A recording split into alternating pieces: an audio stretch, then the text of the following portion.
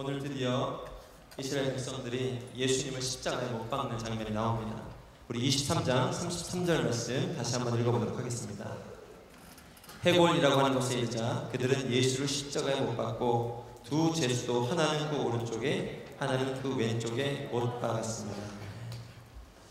왕으로 오신 우리 예수님, 왕으로 오신 그분을 십자가에 못 박았습니다. 지난주 보았듯이 우리 예수님은 아무 죄가 없는 분이었습니다. 더욱이 그분은 하나님의 보호자를 버리고 이 땅에 오신 분이었습니다. 높고 높은 편하고 편한 정말 왕으로 계시는 그 하늘의 보호자를 버리고 우리를 위해서 이 땅에 오셨다고요. 왕으로 오셨다고요. 우리가 여기서 왕으로 대접한다 한들 주님께는 그런 기쁨이 아니에요. 왜냐하면 그분은 어차피 하늘의 왕 되신 분이고 영원을 사시는 분이 이 땅의 시간의 구속을 받고 육체의 구속을 받고 배고픔의 구속을 받는 이 땅으로 오는 자체가 희생이에요. 그러니 그분을 마땅히 높여드려야 되고 그분을 마땅히 존경해야 된다고요.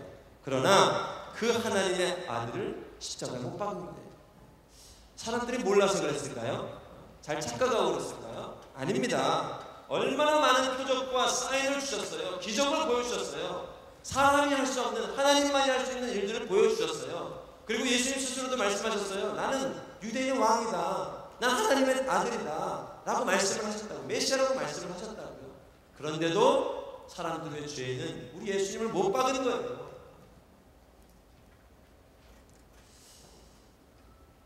여러분, 오늘 본문을 읽어보면 우리 인간은요 하나님의 구원을 위해서 아무것도 한 게 없습니다. 아무것도 한 게 없어요. 아무것도 한 게 없다고 해도 과언이 아닙니다. 저와 여러분이 예수님을 믿고 구원받아 영생의 기쁨을 누리고 있지만 실상은 우리는요 이 구원을 위해서 아무것도 한 게 없다고요. 아무것도 한 게 없어요.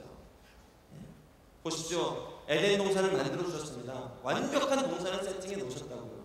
그런데 인간은 죄를 범합니다. 거기서도 죄를 범합니다. 죄가 없는 그곳에서도 죄를 만듭니다. 그 인간을 그대로 죽이지 아니하시고 다시 그를 선택해서 불러주십니다. 그리고 율법을 주십니다. 그게 이스라엘에게 주신 십계명이에요.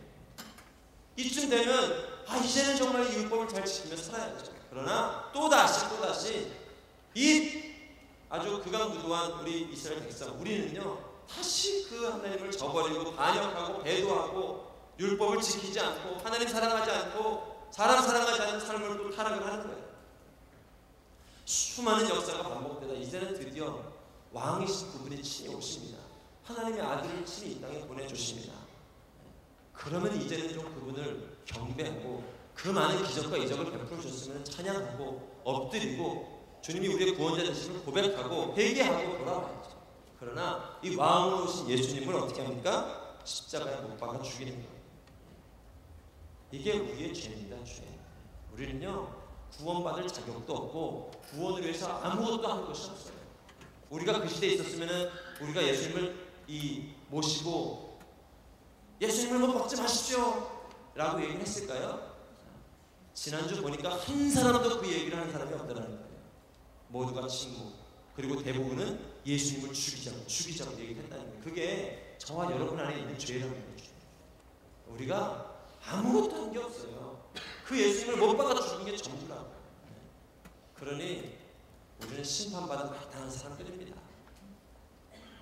이 정도껏 해야지 너무너무 더 이상 어떻게 하나님께 변명할 수 없는 죄를 우리가 저질렀다. 제가 수능 1세대입니다. 제때 들어갔으면 9사학번입니다. 재수를 했죠. 그 고등학교, 중고등학교를 거치면서 부모님이 공부하려면 찬소리하지 말라고 또 잔소리 때문에 공부를 못하겠다 그러고 얘기를 합니다. 나 스스로도 정말 그렇게 생각했었습니다. 나는 부모님의 잔소리가 아니면 정말 훌륭한 사람이 될 수 있을 것 같은데 오랜만에 마음 잡고 공부하려고 하면은 참았던 부모님 잔소리 나오면은 그것 때문에 또 공부하기 싫어지고 난 정말 그렇게 생각을 했어요. 정말 건들지 않는다 공부 잘할 것 같은데 근데 이게 고1, 고2, 고3이 지나가도 손목으로 늘지 않습니다. 그러니 점점 이제 부모님 앞에 또 세상 앞에 내세울 수 있는 주장이 약해지는 거예요. 그때 첫 수능 시대 때는요 이 시험을 2번 쳤습니다. 그때만 유일하고 8월에 7월에 한 번 치고 11월에 한 번 치고 2번을 쳤어요. 근데 그 수능 곡이 수능 보기 한 달 전에 무슨 사고가 있었냐. 봐서는 안 될 19금 영화를 제가 집에서 몰래 보다가 엄마한테 들킨 거예요. 정말 꿈에서 생각하는 그 악몽이 연출된 거예요. 그게 수능 보기 한 달 전에 일어난 사고예요. 우리 어머님은 믿음이 좋으십니다. 인내하십니다.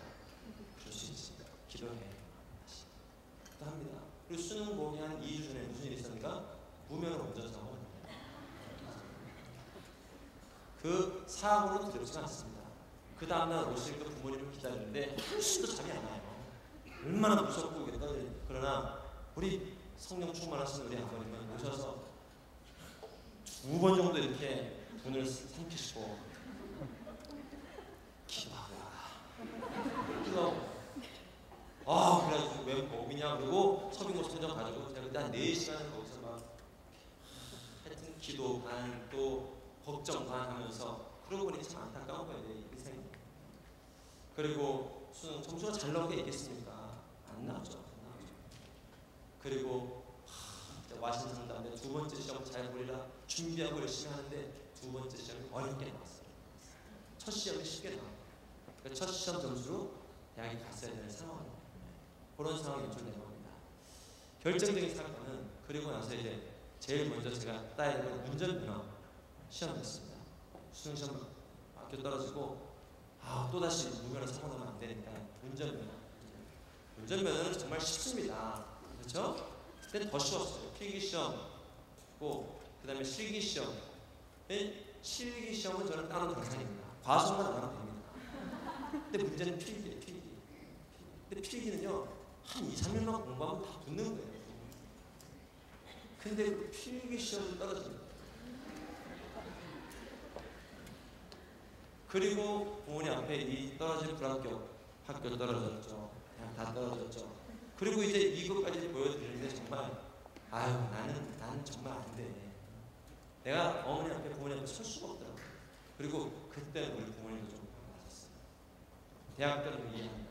공부 안 했으니까 그럴 수 있지. 근데 이거는 뭐냐 이거. 도대체 이틀만 보면 되는 시험을 왜 이 정신력이 굉장히 문제인지.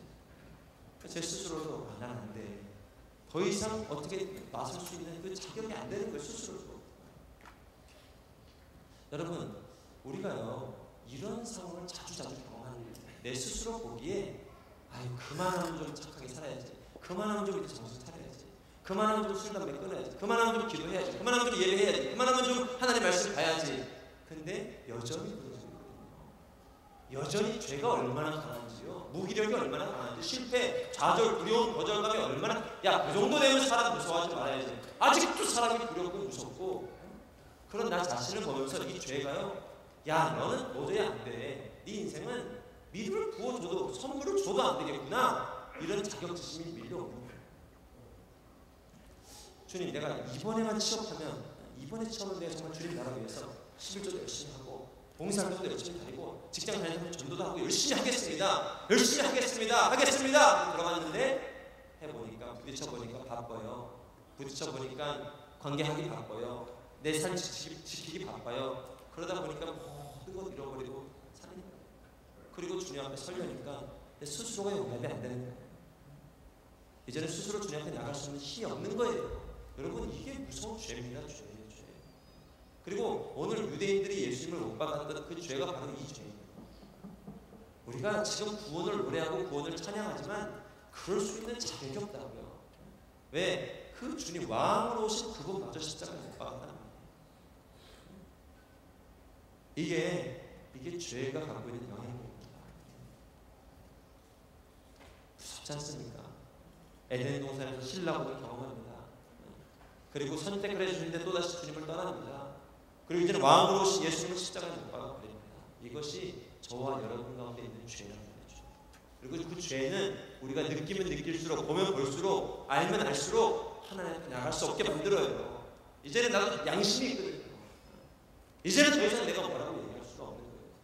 그리고 그 상황에서 위축되고 좌절하고 낙심하고 이제는 예수님의 이름을 부를 힘마저 잃어버리는 게 이게 죄라는 거죠. 이게 죄의 영향이에요. 결론 어떻게 해야 됩니까? 이럴 때일수록 철저히 주님을 붙잡아야 돼요.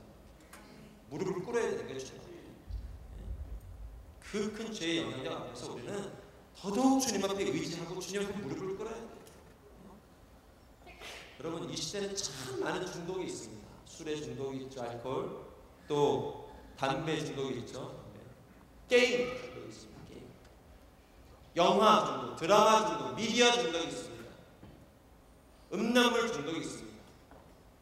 여러분, 수많은 중독 가운데 우리는요, 갈수록 하나님에 대한, 기도에 대한, 말씀에 대한 집중력을 상실해가고 있는 거예요. 동의하십니까? 상실해가고 있어요. 우리의 영혼이 기도보다는 게임을, 말씀보다는 술을, 말씀보다는 네트워크를, 스펙을, 다른 어떤 것을 의지하면서요, 우리의 영혼이 기도에 대한 집중력을 잃어가고 있다고요. 그러니 여러분, 얼마나 무서운지 아시겠죠? 왕으로 오신 예수님을 우리가 십자가에 못 박았다니까. 그게 우리 안에 또아리뜨고 있는 죄의 영향력이에요. 얼마나 견고한 죄인지 제가 말씀 안 드려도 아시죠? 어려서부터 끊을 수 없었던 죄의 영향력, 그리고 수시로 무너지는 욕심, 인간의 정욕, 욕심의 정욕, 안목의 자랑, 이색의 자랑, 그게 바로 죄예요. 자, 이 상황에서 우리는요, 주님 앞에 영적인 집중력, 기도의 집중력, 그럴수록 주님을 더 의지해야 돼요. 그래, 나는 안 돼, 나는 안 돼. 그럴수록 주님을 더 붙잡아야 돼요. 붙잡아야 돼요. 무기력과 상실과 낙심과 좌절과, 아유, 내가 예수님이라도 넌 도저히 구원 안 한다. 내가 예수님이라도 너 그 정도까지 죄지면, 아유, 넌 어느 정도껏 해야지, 어느 정도껏 좀 살아야지, 그 정도는, 아유, 너는 안 돼 라는 자격지심이 밀려올 때, 그때 우리는 맞습니다 주님, 맞습니다, 맞습니다, 그렇게 연약하고 그렇게 부족한 게 죄입니다. 아니, 내가 예수님 십자가를 못 박은 거 맞습니다, 맞습니다, 도저히 살아날 길이 없습니다. 그러나 그럼에도 불구하고 주님 앞에 무릎 꿇습니다. 예배합니다. 엎드립니다. 나는 주님을 더더욱 의지합니다 하는 사람을 통해서 기적과 구원이 일어나는 거예요. 여러분, 어떠한 정죄감, 자격지심, 또 무너지는 상실감, 낙심, 좌절, 밀려와도 정말 그 힘을 가지고 주님 앞에 무릎 꿇을 수 있게 주님의 이름으로 축복합니다. 기도에 대한 집중력을 잃어버리고 있어요. 이 시대는 말씀에 대한 집중력을 잃어버리고 있어요. 그래서 고시 공부할 때처럼요, 앉아있는 훈련부터 해야 돼요. 시간을 재놓고 내가 오늘 30분 기도하겠다, 10분 기도하겠다, 5분 기도하겠다. 여러분, 기도 안 하는 분들 3분 기도하다고 해보세요. 3분이 얼마나 되는지 몰라요. 8시에 기도 시작했는데 3분만 해야지, 한참 기도했는데 8시에요 아직. 그리고 기도했는데 또 8시에요. 길어. 그만큼 우리가요, 하나님에 대한 집중력을 잃어버리고 있어요. 그런데 시간을 정하고요, 앉아있는 훈련부터 하는 거예요. 그러면서 내가 이 시간 주님의 은혜를 바라보고 주님을 부르고 주님을 의지하고 예수님 앞으로 나아가는 이 영적 집중력을 회복하는 거예요. 그때 비로소 하나님과의 관계가 회복되고 주의 음성이 들리기 시작하고, 하나님의 음성 듣는 것을 방해하는 어둠이 떠나가기 시작하고, 기도의 집중력이 생기고 주님의 말씀을 듣게 되고, 처음에 기도 안 하는 분들은 기도하려고 하면 상처가 기억이 나고, 직장 상사의 말이 기억나고, 불가능한 현실이 보이고, 어둠이 생각나고, 과거의 거절감이 생각나고 막 이럽니다. 그러나 그 상황 가운데도 예수님 나의 구원 되십니다. 예수님 나의 노래 되십니다. 예수님 나의 피할 바위가 되십니다. 계속 주님의 이름을 부르면서 되뇌면서 나가다 보면 영적 집중력, 하나님의 음성에 대해 영혼을 살리기 시작합니다. 여러분, 이 기도의 집중력, 말씀의 집중력, 영혼의 집중력이 여러분 인생 가운데 회복되길 주님의 이름으로 축복합니다. 우리는 십자가에 못 박았어요. 주님을 못 박았어요. 이거는 너무 아멘 안 하셔도 됩니다. 못 박았어요. 저 여러분이 못 박았어요. 누구도 이 자리에서 예외 아무도 없습니다. 오늘도 나는 예수님을 나의 죄, 내 안에 있는 어떤 정욕, 욕심으로 주님을 또 못 받고 있다. 그러나 그 정죄, 그 어떤 절망, 그 낙심, 그 가운데서 다시 한번 주님을 붙잡는 거예요. 아시겠죠? 예수님을 붙잡을 수 있게 주님의 이름으로 축복합니다. 두 번째, 이렇게 범죄한 우리, 이렇게 하나님을 배신하고 반역하고 주님을 못 박은 우리, 정말 나라도 구원하기 싫은 우리, 이런 우리를 향해서 예수님이 죽기 직전 기도하십니다. 누가복음 23장 34절 말씀 같이 보도록 하겠습니다. 시작.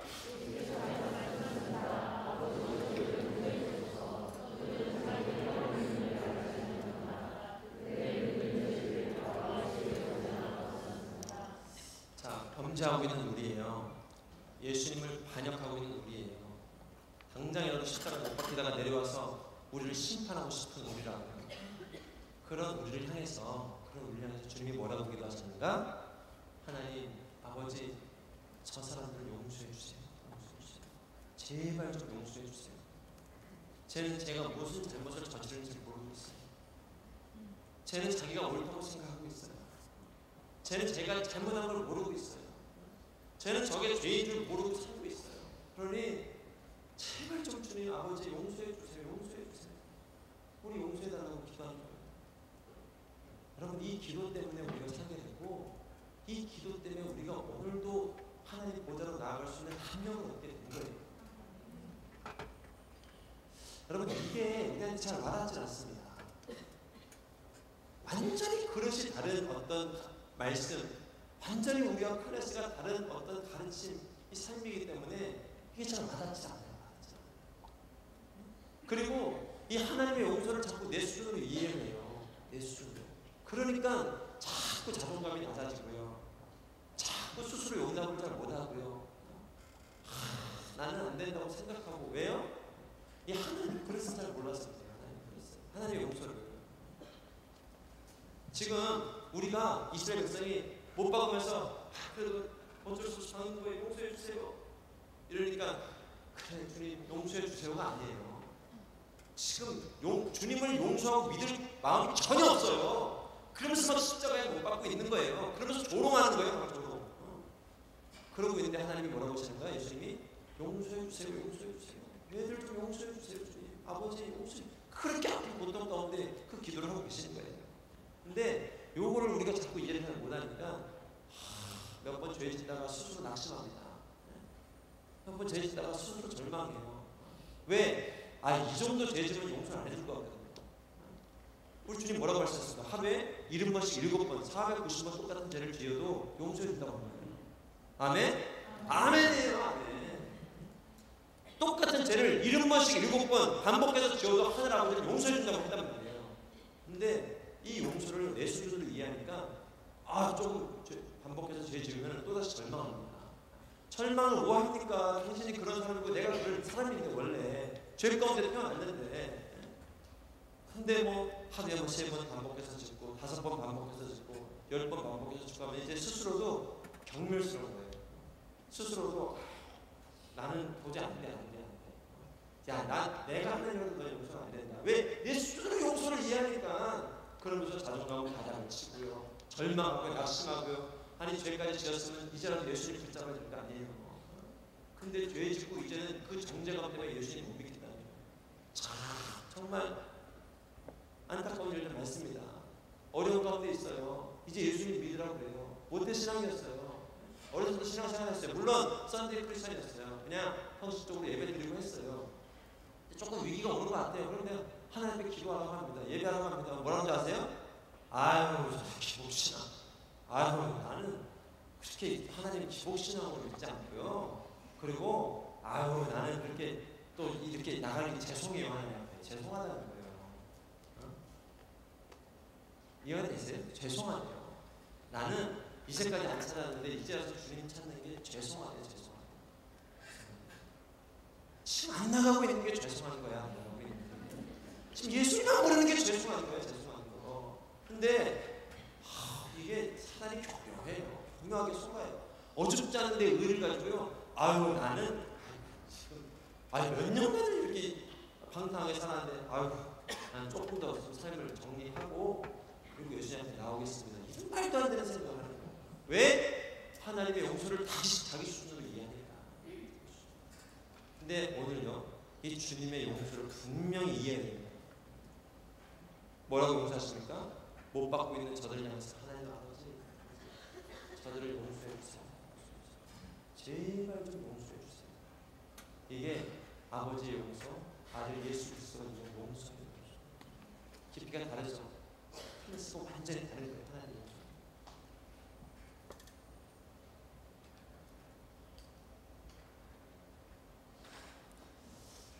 이 아버지의 마음은 참 다릅니다. 달라요. 세상과 다릅니다. 당신을 비난하고 정죄하는 세상의 그 누군가와 다릅니다. 제가 예전에 한번 얘기했지만 1대1 하는 양이 있었어요. 근데 약간 정신적인 문제가 있고 도벽이 있고 어려움이 있어요. 그리고 우울증도 좀 있고 그러다 보니까 도벽이 심하고 그러다 보니까 엉뚱한 거짓말이 많이 나고 다들 손가락질 하고 손가락질 붙었던 상담사들 한두 달, 1년 하고 손가락질 어쩔 수가 없어요. 안 되니까요. 근데 저는 그 대학교 때 그래도 신앙생활하고 예배하고 나가고 말씀하고 나가면서 하나님 그래도 예배 드리니까 목자의 마음을 많이 부어주셨어요. 잃어버린 영혼의 마음을 많이 부어주시고 그리고 1대1 양육을 시작했습니다. 근데 상태가 악화되면 악화되지 그렇게 좋아지지 않아요. 그러면서 하는데 집을 막 옮겨 다녀 이사를 다녀야 돼. 왜? 아파트에서 도벽이 심하니까.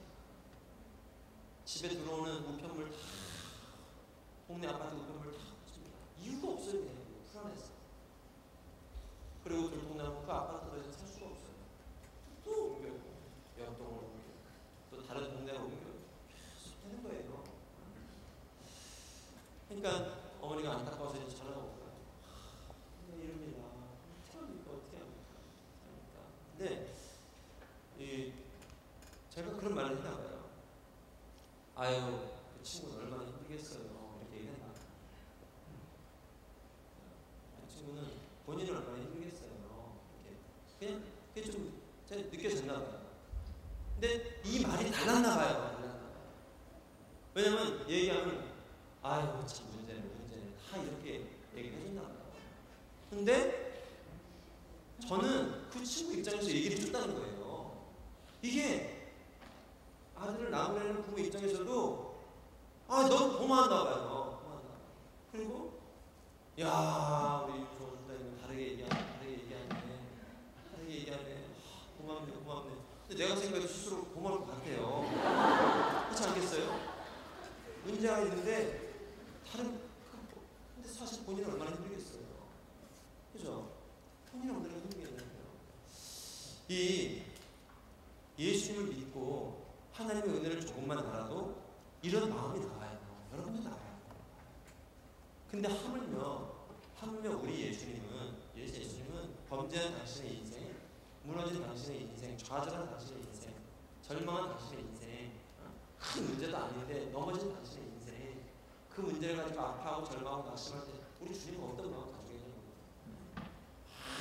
절대하면서 막 죽을 듯이 달려들겠어요? 너 또 왜 그랬냐고 주님이 나보겠어요? 오늘 본문을 보면 어떻게 하시겠어요? 저 같은 상황이 어떻게 했어요? 저는 진짜 얼마나 힘들겠어요. 그럼 우리 주님은 뭐라고 되겠어요? 통고하시겠어요? 통고. 아니 걔는 얼마나 힘들겠어요? 얼마나. 누구 잘못이에요? 이게 누구 잘못.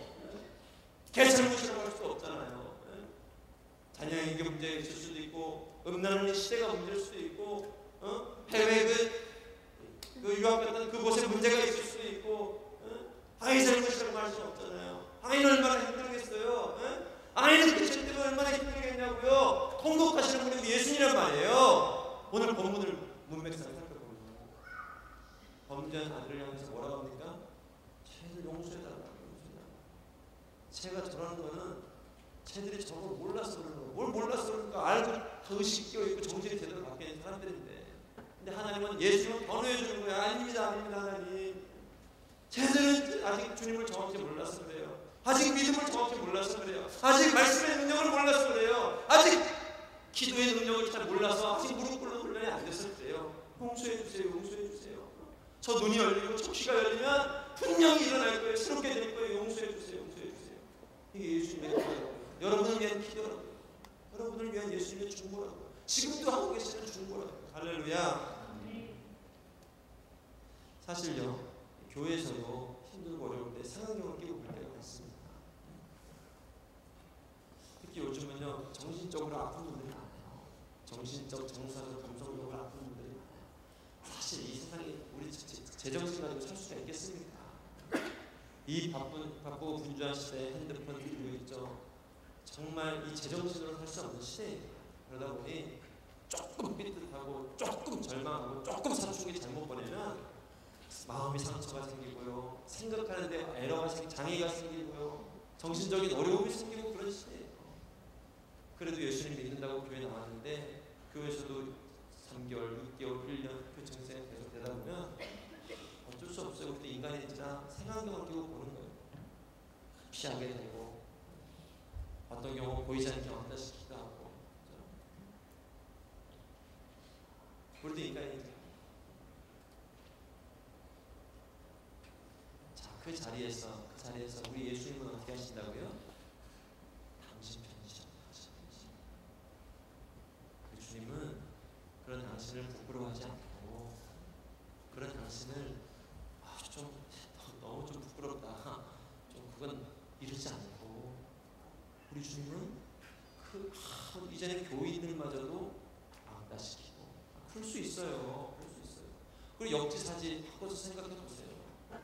당신이 만약 그렇게 신앙생활을 했으면 순장으로서, 순원으로서 얼마나 힘들겠냐고요. 나도 좀 회복 때로 왔는데 교회 왔더니 또 케어해줘야 되고 참아야 되고 얼마나 힘들겠냐고요.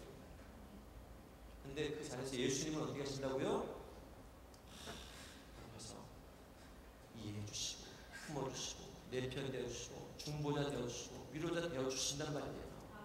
예수님 붙잡아요. 예수님. 오늘 순교편이 있습니다. 여러분,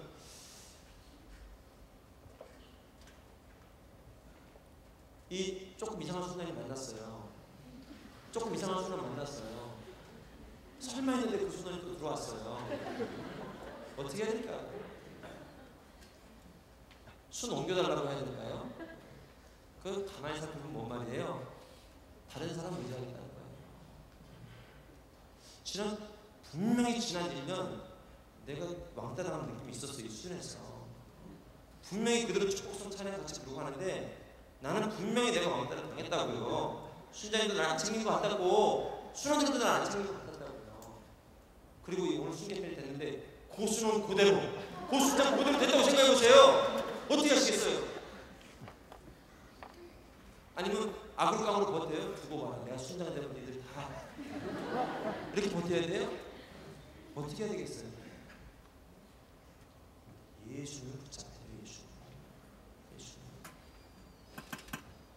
가만 보면요, 순 바꿔달라는 거, 순장 바꿔달라는 거, 순원 바꿔달라는 거 교묘한 틀이 있습니다. 다른 사람 의지에 보라는 거예요. 다른 사람 의지에 보라는 거예요. 여러분, 그 믿음을 조금만 하시면 돼요. 조금만. 제가 보기엔 그렇게 옮겨서 더 좋은 순 만나면 그것도 문제예요. 그러면 그 사람은 어떻게 생각할까요? 평생 나도 모르게 DNA가 생기는 거예요. 역시 좋은 사람을 만나야 돼.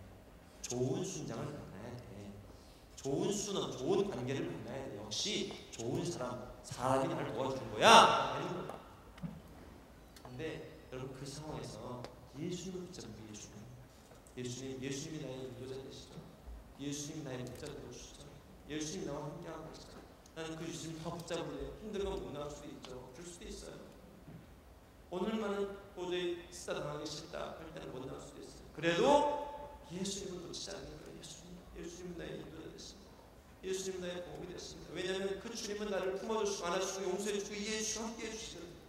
그 주님의 능력을 경험할 때 비로소 여러분 구원의 능력을 경험하게 되는 거예요. 그럴 때일수록 더더욱 주님께 매달립니다. 본문을 보십시오. 우리가요, 변호 받을 만한 행동은 아무것도 못했습니다. 그 예수님 앞에 변호를 받을 만한 행동을 아무것도 한 게 없어요. 이 34절 예수께서 말씀하셨습니다. 아버지, 저들을 용서해 주세요. 저들은 자기가 하는 일을 알지 못합니다. 그때 군인들은 뭐라고 있었어요? 제비를 뽑아서 예수의 옷을 나눠 갖고 있는 거예요. 우리는 주님이 변호해 줄 만한 행동을 이만큼도 안 했다고. 근데 우리 그리스도인들이 어떻게 하는지 아세요? 주님이 나한테 의지할 만한 행동을 이만큼 하면은 그래도 주님 앞에 나가는 거예요. 근데 그마저도 없을 때가 있다고요. 살다 보면 그 믿음, 그 의, 그 도덕, 그 열심, 그 말씀, 그 기도마저 없을 때가 있다고요. 인생에.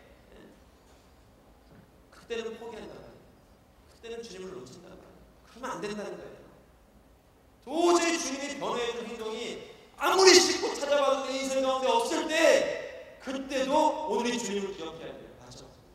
그래도 우리 주님은 날 용서해달라고 하나님께 기도했지. 그 주님이라면 나를 도와줄 수 있을 거야. 나를 새롭게 해줄 수 있을 거야. 나를 다시 한번 온전히 할 수 있을 거야. 이 주님을 기억하셔야 돼요.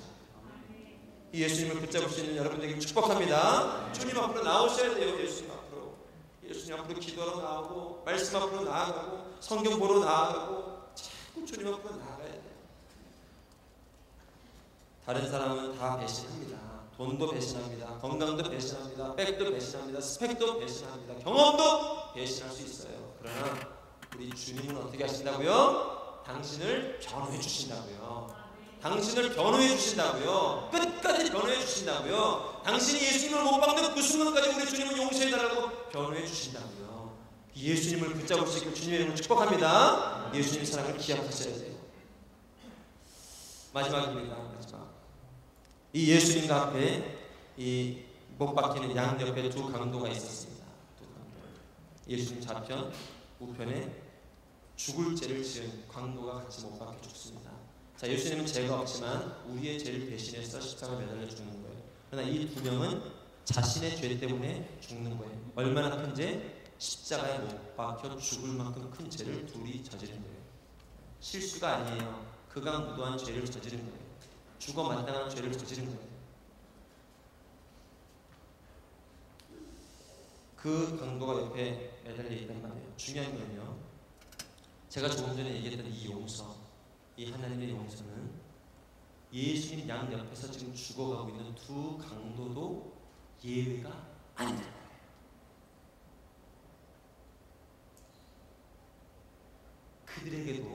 그들에게도 아직 기회가 있다는 거예요.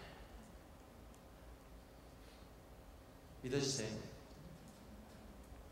지금 호흡이 멈춰가고 있다고, 내 죄 때문에 죽어가고 있다고. 근데 우리 주님 보시기에는 이 주님 본문의 말씀은 뭐예요? 아직 기회가 있다. 따라해볼까요? 아직 기회가 있다. 이게 우리 죽을 때까지 붙잡아야 될 이 아주 핵심 명제입니다. 아직 기회가 있다. 아직 기회가 무슨 기회? 탈옥할 기회도 잃었죠. 그 다음에 석방될 기회도 잃었죠. 십자가 못 박혀 죽어가고 있다고요. 근데 무슨 기회가 있습니까? 죄 때문에 죽는 거예요, 그냥. 그런데 오늘 본문을 자세히 보면 이 두 강도도 아직 기회가 있어요. 아직 기회가 있어요. 여러분 명심하십시오. 사단은 여러분에게 기회가 없다고 계속 얘기를 합니다. 기회를 잃었다고 얘기를 합니다. 돌이킬 수 없다고 얘기를 합니다. 이젠 끝이라고 하고 얘기를 합니다. 그러나 하나님은 정반대의 메시지를 날마다 주십니다. 아직 기회가 있어. 아직 소망이 있어. 아직 길이 있어. 아직 길이 있어. 내가 실패라고 말하기 전까지 아직 실패가 아니야. 어떤 순간? 내 호흡이 붙어있는 순간. 내 호흡이 아직 붙어있는 순간 나는 아직 기회가 있어. 아직 기회가 있어. 이걸 믿어. 아직 기회가 있어. 아직 기회가 있어. 근데 이 두 대의 모습이 아주 대조적입니다. 한 사람은 마지막까지도 정신 못 차리고 주님 앞에 엎드리지 못합니다. 23장 39절 말씀 읽어보겠습니다. 23장 39절 말씀 시작. 십자가에 달린 죄수 중 하나가 예수를 모독하며 말했습니다.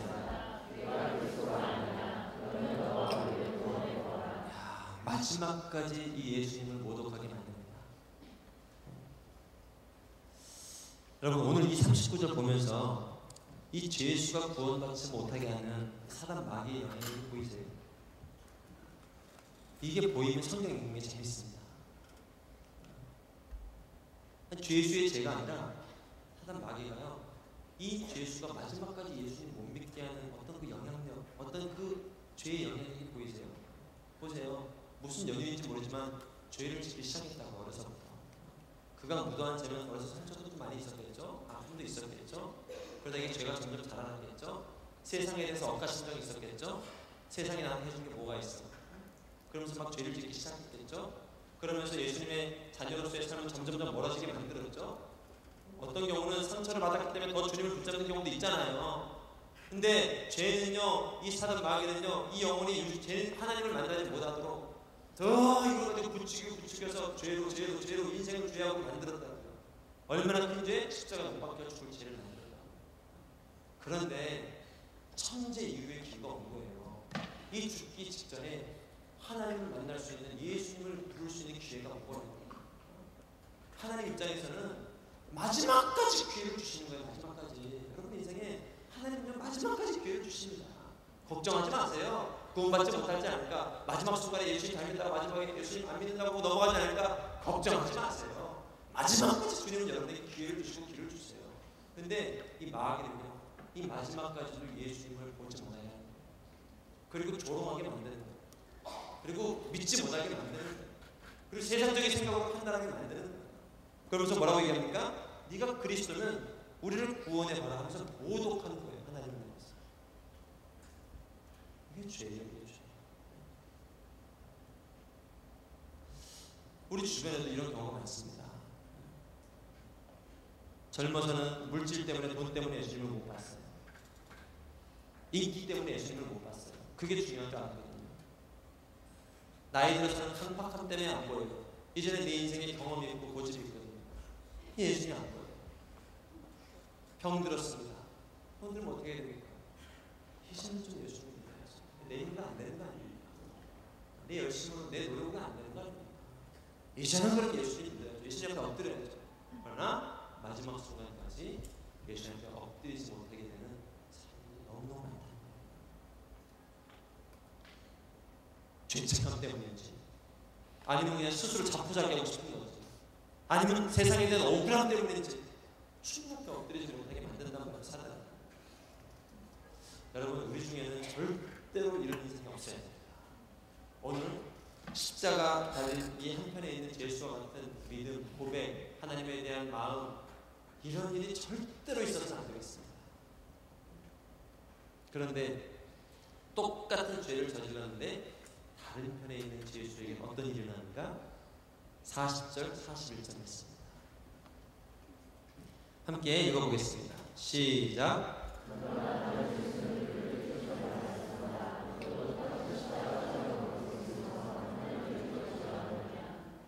우리는 우리가 저지른 짓이 있으니 마땅히 받을 벌을 받는 것이지만 이분은 잘못하느니.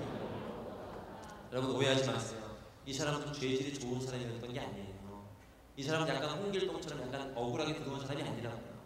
이 사람은 그래도 좀 도덕적이고 믿음이 있었다는 사람이 아니라고요. 성경은 그렇게 얘기하지 않아요. 그냥 똑같은 죄질의 사람이었을 거예요. 아니면 더한 죄질의 사람일 수도 있어요. 더한 죄질의 사람. 어쩌면 더 죄가 크고 어쩌면 더 용서받지 못할 죄라서 주님한테 엎드리는지도 몰라요. 그런데 중요한 건 뭔가? 이게 중요한 거예요. 그가 예수님 앞에 무릎 꿇기 시작한 거예요. 그냥 그 앞에 엎드리기 시작한 거예요. 그냥 그 주님을 사모하기 시작한 거예요. 그리고 그분께는 죄가 없다는 믿음이 생기기 시작한 거예요. 예수님이 얼마나, 감옥에서 얼마나 예수님을 받겠습니까? 똑같이 본 거 아닙니까? 근데 그 예수님께서 소망이 있다고 생각을 하는 거예요. 아니 심지어 다른 예수를 향해서 너 그러면 안 돼, 그러면 안 돼 라는 예수님을 경험하는 자리까지 지금 나가고 있는 거예요. 그러면서 이분에 대한 고백이 점점 일어나기 시작한 거예요. 여러분 이게 중요한 거예요. 이게. 예수님에 대한 믿음이 성령께서 여러분 안에 어느 순간 예수님에 대한 믿음을 준다고 저를 합니다. 여러분 하나님의 자녀된 여러분은 24시간 낭망할 수가 없어요. 360일 낭망할 수가 없다고. 하다 보면 낭망도 쉬어가면서 해야죠. 좌절도 쉬어가면서 밥 먹으면서 해야 될 거 아니에요. 맛있는 밥 먹는데 엔돌핀이 나올 거 아니에요. 24시간 그러지 않아요. 하나님이 때마다 시마다 은혜, 위로, 믿음을 주신다고 보면 하나님에 대한 소망, 분명히 어제까지 해석이 안 되고 인생의 해석이 안 돼서 절망을 했거든요. 근데 어느 순간 그래도 좀 해볼까? 다시 기도해볼까? 그래도 주님께 길이 있지 않을까? 라는 기대와 소망들을 주님이 주시는 거예요. 그 마음이 들었을 때 앞뒤 자르고 그냥 엎드려야 돼. 아유 내가 무슨 야 성원아 너 그럼 어젯밤에 고민하다가 해결됐어? 해결 안 됐는데 근데 맞아 다시 고민해야지. 이렇게 그 마음을 부인하지 말고요. 주님 앞에 생긴 믿음과 소망이 들어올 때 간절히 그 주님을 붙잡아야 돼요. 무릎 꿇어야 돼요. 이게 어떤 기회인데요. 여러분 이런 마음이 점차 안 들어요. 안 된다고요. 사단이, 죄가, 교만이, 이 세상의 정욕이, 자랑이, 욕심이 우리로 이런 생각을 못하게 만든다고요. 성령께서 도와주셔서 그런 그런 마음, 그런 생각이 딱 들어온단 말이에요. 그러면 앞뒤 자르고 인생의 과거 미래 자르고 그냥 주님 앞에 붙잡아야 되잖아요. 누구처럼? 이 죄수처럼. 죄수처럼. 지금 가능성 없게 똑같이 마찬가지예요. 이쪽 죄수나 이쪽 죄수나 똑같이 가능성이 없어요. 똑같이 죄의 책임을 질 수가 없어요. 똑같이 과거를 돌이킬 수 없어요. 똑같이 구원받을 수 없어요. 똑같이 둘 다 잘못이 너무너무 커요. 나머지 산다한들 갚을 수가 없어요. 인간적으로 차라리 못 박혀 죽는 게 이게 오히려 죄값을 치르는 것 같다는 그런 절망이 있다고. 자포자기는 믿음이 아니에요. 내 사단은 자포자기하게 만들어요. 믿지 마. 그냥 될 대로 되라. 아무 인생 뭐 있겠어. 그런 생각을 자꾸 만드는 거예요. 근데 이 힘든 죄수 마음 가운데 갑자기 마음이 들어온 거예요. 그리고 그 마음을 붙잡기 시작하는 거예요. 야, 그러지 마. 우리 그래서 안 돼. 우리는 죄가 없잖아. 믿음이 들어오기 시작했어요. 그러더니 결정적으로 뭐라고 얘기합니까? 42절 말씀. 42절 말씀. 그리고 말했습니다. 예수님, 당신의 나라에 들어가실 때 저를 기억해 주세요. 나를 기억해 주세요. 나를 붙잡아 주세요. 나를 용서해 주세요. 나를 도와주세요. 나와 함께 해주세요. 이 말을 여러분 그냥 나왔겠습니까? 피 흘리고 호흡이 멎어가고 있다고, 고통이 심하다고. 이 십자가에 말린 강도들은요 대부분 욕을 하거나 저주하면서 죽음을 맞이하게 돼요. 왜? 내가 뭐 니들한테 조롱당할 만큼 무슨 죄를 그렇게 저질렀냐, 또 똑같은 죄인 아니냐. 그리고 십자가에 매달린 강도는 죽으면서 그들의 죄를 들춰내기 시작하는 거예요. 아, 누구? 너 이거 했잖아. 너 어렸을 때 이런 가능하고 또 도둑질 했잖아. 너 누구 보이는 사람 다 지적하면서 죄를 지적하는 거예요. 똑같은 죄인 아니냐 이거예요. 억울하다는 거예요. 그 상황에서 얼마나 간절하게 지금 기도하는 거예요. 영혼의 힘을 다해서 기도하는 거예요. 주님, 그러나 나를 기억해 주세요. 여러분 이 말 나오는 게 쉽지가 않아요. 소망이 없다고요? 믿음이 없다고요? 믿음이 들어올 만하면 네가 무슨 구원? 그리고 이 세상 끝났어. 정신 차려. 지금 구원은 없어. 정신 차려. 네 죄 때문에 너 죽는 거야. 네 경험이 지금 말해줬잖아. 이 삶이 지금 말해주고 있잖아. 네 30평생에 살 50평생에 살면 죄악으로 너를 정죄하고 있잖아. 소망이 없어. 이런 막 소리들 가운데 밑에 사람들도 조롱합니다. 저런 죄짓도 있는데 저렇게 될 줄 알았지. 그 많은 소리 가운데 힘을 내고 용기를 내서 주님 앞에 믿음을 고백하는 거예요. 주님, 나를 기억해 주세요. 나를 도와주세요. 주님 나라 가실 때 나를 붙잡아 주세요. 이 얘기가 나온 거예요. 여러분 이 얘기가 나와야 됩니다. 어떤 상황에서든 여러분 이 얘기가 나오면 돼요. 이 얘기만 나오면 돼요. 여러분 예수님 잘 믿었어요. 실수할 때 있어요. 절망할 때 있어요. 낙심할 때 있어요. 오랫동안 꼬리 들고 있는 견고한 신 앞에 무너질 때 있다고요. 인생의 끝자락에 여러분 서 있을 수도 있어요. 서 있을 수도 있어요. 그때 이 얘기가 나와야 돼요. 예수님 그래도 예수님께 소망이 있잖아요. 아직 길이 있잖아요. 아직 주님 소망이 있잖아요. 나를 도와주세요. 예전에 장동도 목사님 자살을 말하니까 뭐라고 하는지 아세요? 제발 죽지 마라. 정 죽고 싶으면 아파트 난간에 가서 매달려 있어. 그냥 앉아있어. 그리고 누가 밀면 타살이고 가만히 있으면 안 죽는 거야. 앉아있어. 스스로 목숨 끊지 마. 바람 불어서 떨어지는 거 타살이고 네가 죽는 거 아니니까. 여러분 너무너무 정말 인생의 끝자락에서는 차라리 그렇게 하시기 바랍니다. 그러나 그런 상황 가운데서 주님은 이 고백이 나와요. 아니냐, 예수님께는 소망이 있죠. 어렸을 때 들었던 찬송가가 기억이 나야 되고, 어렸을 때 눈물 흘렸던 그 수련회가 기억이 나야 되고, 아니 그런 기억이 전혀 없어도 엊그제 들었던 교회 십자가 고백이 기억이 나야 돼요. 그리고 주님께 얘기하는 거예요. 되거나 말거나 주님께 뱉는 거예요. 주님, 나를 도와주세요. 나를 기억해 주세요. 나를 도와주세요. 말했습니다. 거기에 대해서 예수님의 답변은 무엇입니까? 이 43절 말씀입니다. 예수께서 그에게 대답하십니다. 내가 진실로 너에게 말한다. 오늘 네가 나와 함께 남은에 있을 거야. 이 음성을 듣는 거예요. 여러분 이 죄인이 자신의 죄 때문에 죽어가는 현장에서 마지막에 예수님의 이름을 부를 때 하늘에서 어떤 일이 일어났어요? 오케이 너까지 구원해줄게. 좀 더 근데 너 너무